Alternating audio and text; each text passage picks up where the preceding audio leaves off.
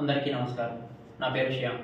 నేను government degree college కొర్ట్లాలో BSc dairy science చదువుతున్నాను. నేను యూత్ ఫర్ సోషల్ ఇంపాక్ట్లో భాగంగా ఒక కొత్త ఇన్నోవేషన్ని తయారు చేయడం జరిగింది. దీని పేరు వచ్చేసి హ్యాచ్ ఈజ్.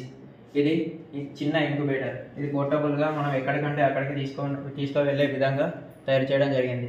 ఇందులో నేను వాడిన పరికరాలు వచ్చేసి 12 వాల్ట్ అడాప్టర్, 12 వాల్ట్ థర్మోస్టాటిక్ మీటర్, ఇందులో 2 బల్బులను మరియు ఒక ఫ్యాన్ని ఇన్స్టాలేషన్ చేయడం జరిగింది.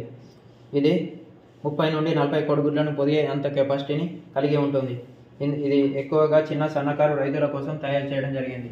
ఇది 2000 డబ్బుల లోపలనే తయారు చేయడం జరిగింది. ఇది కోళ్ళకే కాకుండా అన్ని పక్షి జాతులకు చెందిన గుడ్లను కూడా పొదగడంలో, ఇది మామూలుగా అన్ని పక్షి జాతులకు చెందిన గుడ్లను పొదగడంలో మంచిగా ఉపయోగపడడం జరుగుతుంది. ఇది కోడి వచ్చేసి 10 నుండి 20 నుండి 25 గుడ్ల వరకు పెడుతుంది. కోడి వచ్చేసి 10 గుడ్ల వరకే పొదిగే కెపాసిటీని కలిగి ఉంటుంది.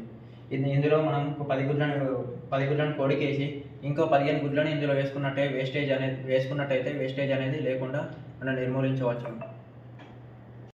ఇది కోడిగుడ్లు వచ్చేసి 21 రోజులు కోడి పొదుగుతుంది. అదే ఈ మిషన్లో కూడా 21 రోజులు పొదుగుతుంది. దీనికి తేడా ఏంటిదంటే, మనము వర్షాకాలం, చలికాలం అన్నట్టు అన్ని కాలాలు ఉంటాయి.